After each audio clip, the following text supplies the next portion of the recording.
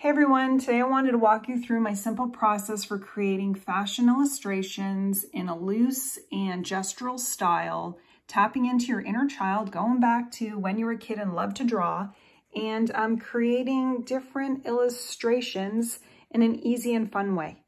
For a really long time, I studied fashion illustration and figures and trying to get the correct proportions, but I personally didn't like measuring everything out. So you kind of go back to when you were a kid and you draw out the basic figure. You're going to draw, the head. And then you would draw the torso. When you're a kid, this is kind of how you did it, And then you would draw the hips. And you would draw the legs along with the feet, their shoulders. And basically try to go back to when you were a kid and you drew and broke things down into basic shapes. There's the knees, there's the calves, right? The way the hip goes towards the leg, right? And you could play around with it.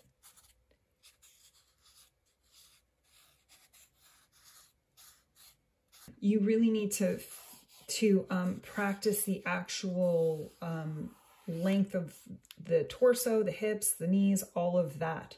So I just will look at different images on Pinterest and see if I could draw them. But again, everything goes down into the body. And I like a lot of long, loose lines, and I practice that way. So, this is someone sort of at an angle here, and you want to figure out the shape of the body. These are her hips. This is her torso. And the way the legs are, you have to draw them. They're always longer than you think the legs are.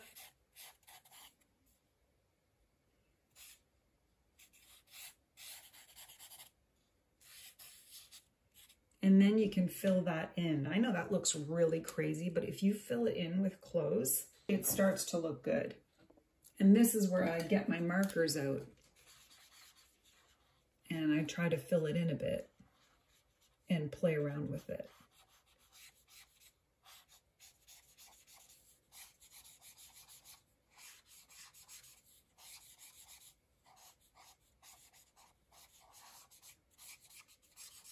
And then you could add clothes to it as well.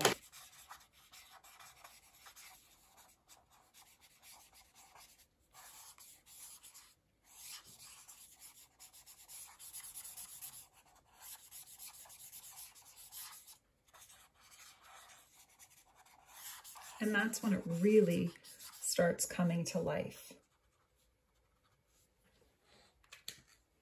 And that's why I really enjoy this process of trying to draw figures loosely, because you can see it start coming to life, and you can see that it doesn't have to be perfect because you're just creating, again, sort of the illusion of a figure.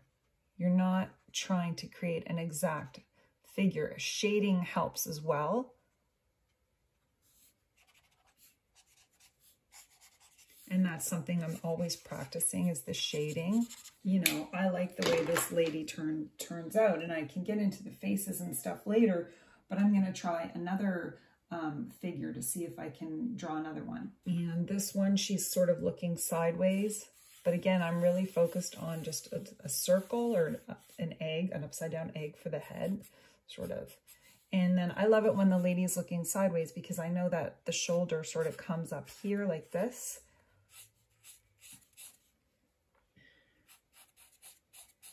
And then I'm just trying to get like sort of her chest area, and she's got like a fancy dress on. And again, making this long enough, but not making her too, skinny. And then the dress comes out like this. Now I'm not even worried about her legs, right?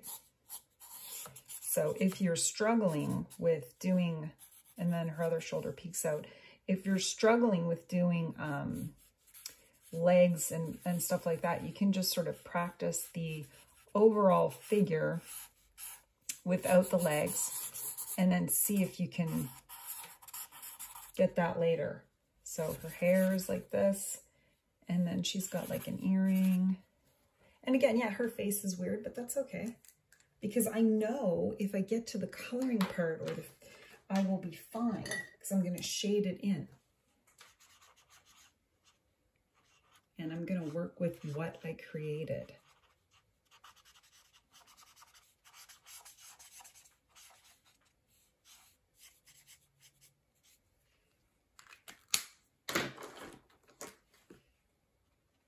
And it kind of works out in the end. And if it doesn't, that's okay too, because I'm only practicing my sketches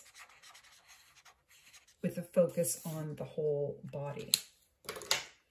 And I love this dress. And it's really about an illusion. You're not caring about perfection. You're just doing scribbles and gestural drawing to create the illusion of a figure. But you have to practice figures first. You have to practice length of the body and arms and legs and sort of this generalized shape. It doesn't mean that you have to be perfect and get it exactly right. It just means you have to get the general shape of it right. And your quirky lines and your imperfect drawing starts coming to life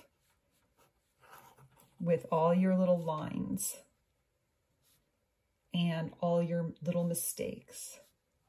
Makes it unique to you and your own personal style. But it takes practice. So again, I'll do one more. And I know areas that I need to work on are like the hands and the feet. So I'm going to try and draw another one. This woman is looking down. She's looking down at her dress. I don't know. And I'll see if I could draw her looking down at her dress. And again, you're trying to think, like you're just looking at the shapes and doing your best and trying to get the general shape of things.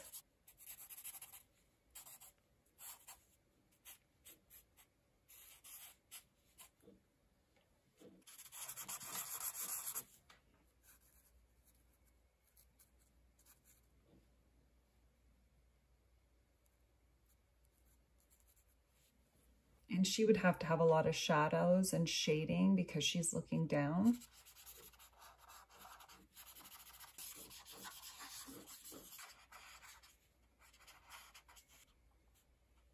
I probably would get, if I could, a little bit of a darker skin tone to sort of color in like areas of shadow because she's looking downwards. So she would definitely have areas, and she needs her eyebrows too, but she would definitely have areas of shadow.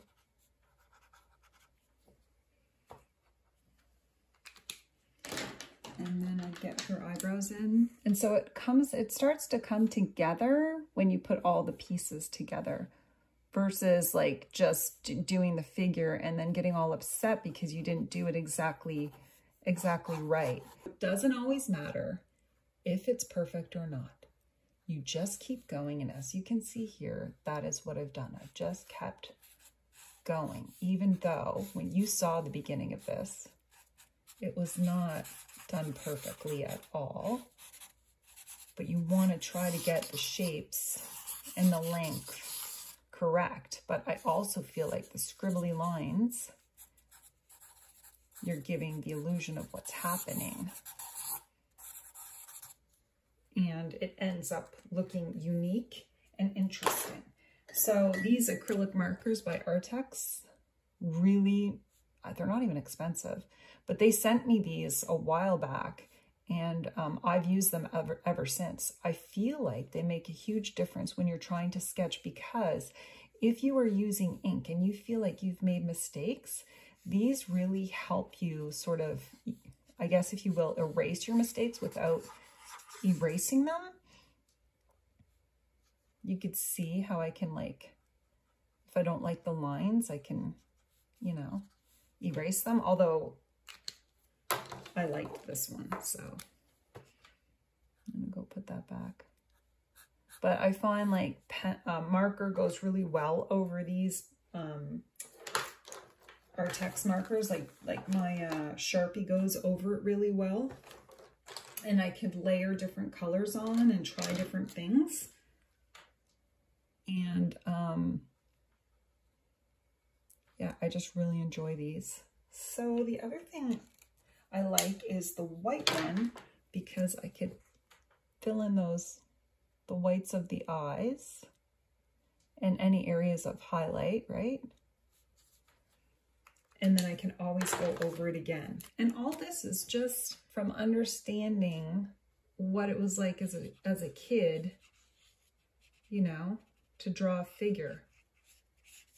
And using that basic U shape for the torso, you know, like a rounder shape for the hips. And remembering that the legs, honestly, are in my opinion, legs are always way longer than you expect them to be, as is the neck.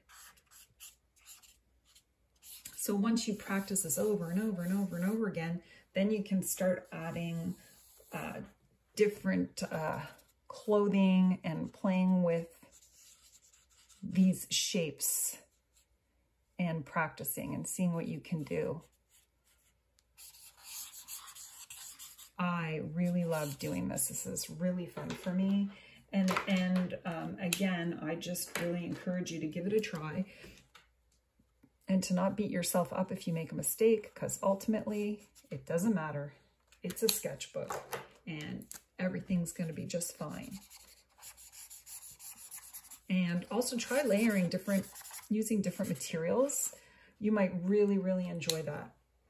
So that's all I have for today. I definitely encourage you to practice, you know, just drawing the length, you know, understanding each part of the body. The hips, the torso, the legs, just your basic, just your basic length of the body. If you're studying fashion illustration, it's like a 10 head proportion. Like the body is supposed to be like the whole body is 10 heads. If you look at this one, I don't know if mine are actually accurate, like 1, 2, 3, 4, 5, 6, 7, 8, 9 approximate. So maybe just because I practice, it's 10 heads, but with regards to fashion illustration, that's how you get the length of the entire figure. So that's all I have for today. Please leave your questions in the comment section below and I'll do my best to answer them. I want to thank you guys for watching this video, and happy sketching.